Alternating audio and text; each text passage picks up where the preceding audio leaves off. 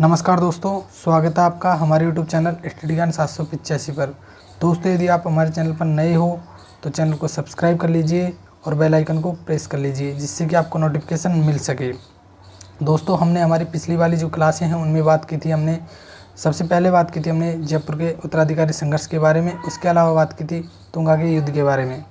ठीक है दोस्तों, यदि आपने वो वीडियो नहीं देखी है, वो क्लासें नहीं देखी है, तो आप प्लेलिस्ट में जाकर उन क्लासों को देख सकते हैं। ठीक है दोस्तों, आपको वो क्लासें आसानी से मिल जाएंगी। आज हम बात करने वाले हैं जोधपुर का उत्तराधिकारी संघर्ष। इसके अलावा हम बात करेंगे आज कृष्णा कुमारी विवाद के बारे में। ठीक है दोस्तों, तो आपको ये वीडियो ध्यान से देखना है, ध्यान से पढ़ना है। ठीक है, तो चलिए हम बात करते हैं सबसे पहले कृष्णा कुमारी विवाद के बारे में। किसके बारे में दोस्तों? कृष्णा कुमारी विवाद के बारे में हम बात करते हैं। दोस्तों, हम जो कृष्णा कुमारी विवाद है इसको पहले भी पढ़ चुके हैं। जो हमने जो मेवाड़ का इतिहास पढ़ा उसमें भी कृष्णा कुमारी विवाद को पढ़ा था दोस्तों हमने। ठीक है, तो आज हम फिर बात करते हैं कृष्णा कुमारी विवाद के बारे में अलग से। तो देखिए दोस्तों, कृष्णा कुमारी विवाद। मेवाड़ की राजकुमारी कृष्णा कुमारी कौन थी? मेवाड़ की राजकुमारी थी। कौन थी? मेवाड़ की राजकुमारी थी। कृष्णा कुमारी से विवाह को लेकर जयपुर के शासक जगत सिंह, जोधपुर के शासक मान सिंह के मध्य युद्ध की स्थिति क्या हो जाती है दोस्तों? उत्पन्न हो जाती है। मेवाड़ की राजकुमारी कौन थी? कृष्णा कुमारी थी। और कृष्णा कुमारी से विवाह को लेकर जो है, एक तो जयपुर के शासक और एक होते हैं दोस्तों जोधपुर के शासक। जयपुर के शासक कौन? जगत सिंह। और जोधपुर के शासक कौन? मान सिंह। इनके दोनों के मध्य क्या हो जाती है दोस्तों? जो है युद्ध की स्थिति क्या हो जाती है? उत्पन्न हो जाती है। क्या हो जाती है? युद्ध की स्थिति उत्पन्न हो जाती है। तो आप ध्यान रखिएगा इस चीज़ को। जयपुर के शासक और जोधपुर के शासक के मध्य युद्ध की स्थिति क्या हो जाती है? उत्पन्न हो जाती है। कृष्णा कुमारी मेवाड़ महाराणा किसकी पुत्री थी? भीम सिंह की पुत्री थी। तो आपको ये भी ध्यान रखना है, जो कृष्णा कुमारी है वह किसकी पुत्री थी? तो वह मेवाड़ के महाराणा भीम सिंह की पुत्री थी। ठीक है दोस्तों, तो आपको ये भी ध्यान रखना है। जिसकी सगाई, मतलब कृष्णा कुमारी की सगाई मारवाड़ महाराजा भीम सिंह के साथ तय हुई। मारवाड़ का महाराज कौन था? भीम सिंह। भीम सिंह के साथ क्या होती है? तय होती है। किंतु विवाह से पूर्व ही भीम सिंह की मृत्यु हो जाती है। दोस्तों, कृष्णा कुमारी के पिता का क्या नाम था? तो कृष्णा कुमारी का जो पिता का नाम था उसका नाम था भीम सिंह। क्या नाम था? भीम सिंह, महाराणा भीम सिंह, मेवाड़ महाराणा भीम सिंह। ठीक है, लेकिन जो कृष्णा कुमारी की सगाई होती है, ठीक है, जिससे शादी होने वाली होती है, वो कौन है? तो वो है दोस्तों मारवाड़ के शासक। उनका भी नाम क्या है? भीम सिंह। उनका भी नाम क्या है? भीम सिंह। ठीक है, तो आप आसानी से याद रख सकते हो। मारवाड़ का शासक कौन? तो भीम सिंह। ठीक है, इनके साथ क्या होती है? सगाई तय होती है। किंतु विवाह से पूर्व ही भीम सिंह की क्या हो जाती है? मृत्यु हो जाती है। साथ तय हुई थी, किंतु विवाह से पूर्व ही भीम सिंह की क्या हो जाती है दोस्तों? मृत्यु हो जाती है। यानी कि मारवाड़ का जो भीम सिंह था उसकी क्या हो जाती है? मृत्यु हो जाती है। तो आपको ये ध्यान रखना है। ठीक है दोस्तों, आपको ये चीज़ें ध्यान रखनी है। चलिए हम आगे बात करते हैं नेक्स्ट दोस्तों, भीम सिंह की मृत्यु के बाद, जब भीम सिंह की मृत्यु हो जाती है, जो मारवाड़ का शासक है, तो उसके बाद जो मारवाड़ का शासक, उसके बाद जो है मेवाड़ शासक भीम सिंह ने कृष्णा कुमारी का रिश्ता किसके साथ कर दिया जाता है? तो कृष्णा कुमारी का रिश्ता कर दिया जाता है जयपुर के शासक जगत सिंह के साथ। किसके साथ कर दिया जाता है? जयपुर के शासक जगत सिंह के साथ। ठीक है, और जो दोस्तों भीम सिंह की जब मृत्यु हो जाती है, तो जो मारवाड़ का नया शासक कौन बनता है? तो वह बनते हैं मान सिंह। कौन बनते हैं? वे बनते हैं मान सिंह। ठीक है, इनके उत्तराधिकारी कौन बनते हैं? तो मान सिंह बनते हैं। और भीम सिंह की मृत्यु के बाद जो मेवाड़ का शासक भीम सिंह है, वो कृष्णा कुमारी का रिश्ता किसके साथ कर देते हैं? तो जयपुर शासक जगत सिंह के साथ तय कर देते हैं। ठीक है, तो आपको ये ध्यान रखना है। इससे मारवाड़ शासक मान सिंह ने अपना अपमान माना। यानी कि इसने क्या माना दोस्तों? अपमान माना, क्योंकि इसकी जो है शादी किससे होनी थी? भीम सिंह से होनी थी, जो मारवाड़ का शासक था। ठीक है, तो जो मान सिंह जो अगला उत्तराधिकारी आया, इसने क्या माना दोस्तों कि जो कृष्णा कुमारी का विवाह है वह किससे हो रहा है? तो वह हो रहा है जयपुर के शासक जगत सिंह से। इसलिए मारवाड़ का अपमान कौन मानते हैं? तो मारवाड़ का अपमान मानते हैं मान सिंह। ठीक है, मान सिंह ने इस चीज़ को मारवाड़ का अपमान माना और मेवाड़ पर आक्रमण का क्या कर लिया दोस्तों, निश्चय कर लिया। मेवाड़ पर आक्रमण का क्या कर लेते हैं, निश्चय कर लेते हैं। तो आपको ये ध्यान रखना है, भूलिएगा नहीं। इस घटना क्रम के कारण एक बार पुनः मराठों एवं अमीर खां पिंडारी को मेवाड़ व मारवाड़ की आंतरिक स्थिति में हस्तक्षेप करने का अवसर प्राप्त हो जाता है।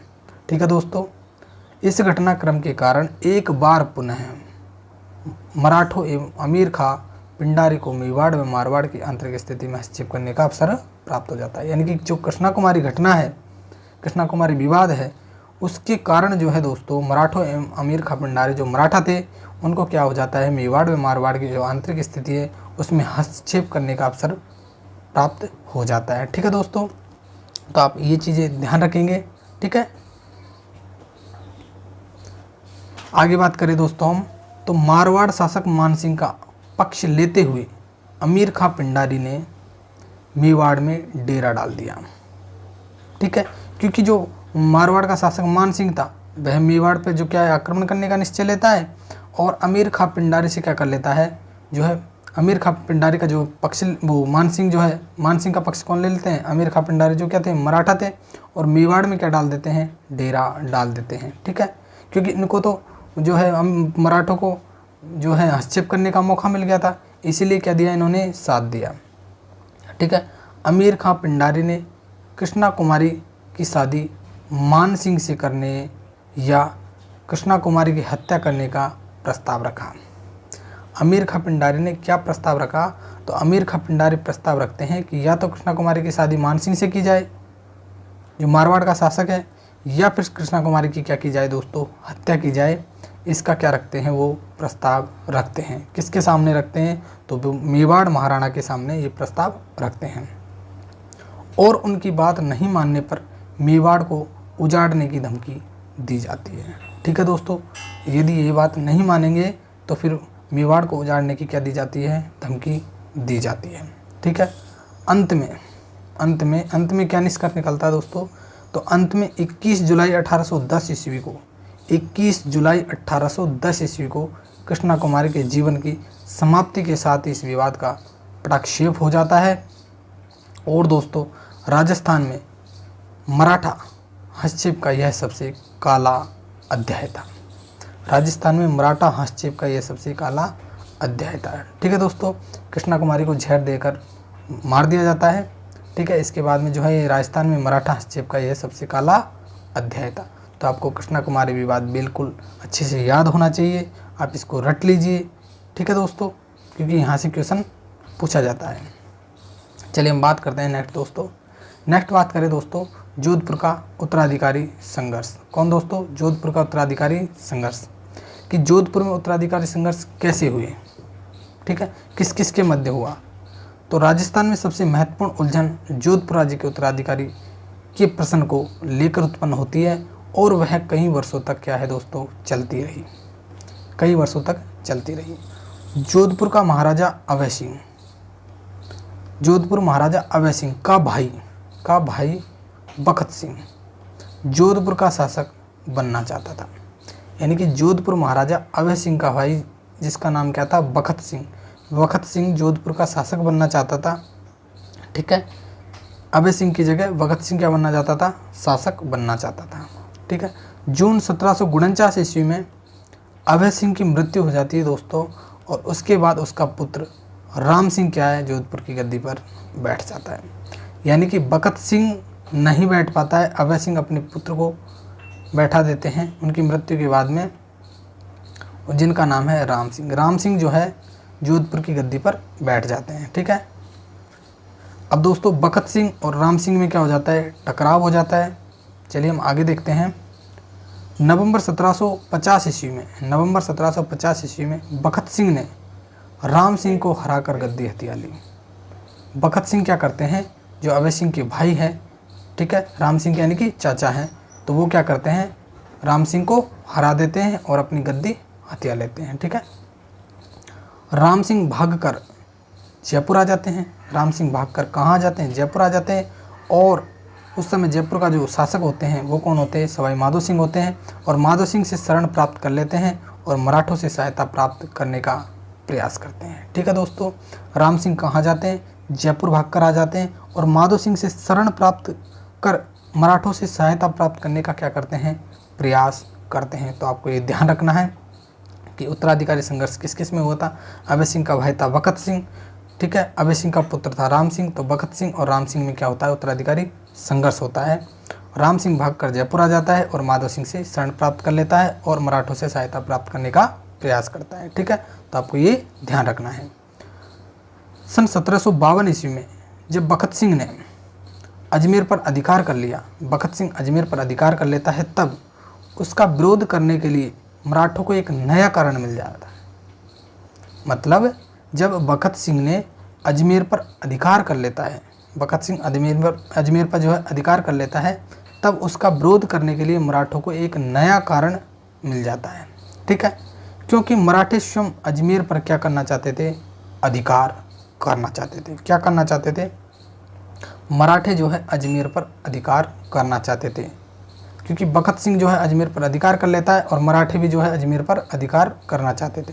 तो उनको क्या एक नया कारण मिल जाता है और 21 सितंबर 1752 ईस्वी को भगत सिंह की क्या हो जाती है दोस्तों? मृत्यु हो जाती है। तब उसका पुत्र जो है विजय सिंह जोधपुर की गद्दी पर बैठता है। ठीक है, तो आपको ये बातें ध्यान रखनी है कि भगत सिंह की मृत्यु होने के बाद में जो है विजय सिंह क्या बनता है? जोधपुर का शासक बनता है। ठीक है, चलिए हम नेक्स्ट बात करें दोस्तों। उधर राम सिंह जोधपुर की गद्दी प्राप्त करने हेतु मराठों से सहायता प्राप्त करने का प्रयास कर रहा था। उधर विजय सिंह गद्दी पर बैठ जाता है और इधर जो है राम सिंह जो अभय सिंह का पुत्र है, वो जोधपुर की गद्दी प्राप्त करने हेतु मराठों से सहायता करने का क्या कर रहा था दोस्तों? प्रयास कर रहा था। अतः जून 1753 ईस्वी में रघुनाथ राव ने राम सिंह को पुनः जोधपुर की गद्दी पर बैठाने के लिए जयप्पा सिंधिया को जोधपुर पर आक्रमण करने हेतु भेजा। रघुनाथ राव किसको भेजते हैं? तो जयप्पा सिंधिया को जोधपुर पर आक्रमण करने हेतु भेजते हैं। ठीक है, तो आपको ये ध्यान रखना है। 15 सितंबर 1753 ईस्वी को मेड़ता, जो कि नागौर में पड़ता है दोस्तों, मेड़ता, तो मेड़ता के पास दोनों पक्षों में भीषण क्या होता है? युद्ध होता है, जिसमें विजय सिंह क्या होता है दोस्तों? परास्त होता है।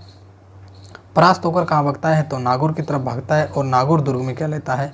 तो शरण लेता है। तो आपको ये भी ध्यान रखना है कि मेड़ता के युद्ध में कौन परास्त होता है? तो विजय सिंह परास्त होता है और विजय सिंह परास्त होकर कहाँ भागता है? तो नागौर की तरफ भागकर नागौर दुर्ग में क्या लेते हैं? शरण लेते हैं। आपको ये ध्यान रखना है।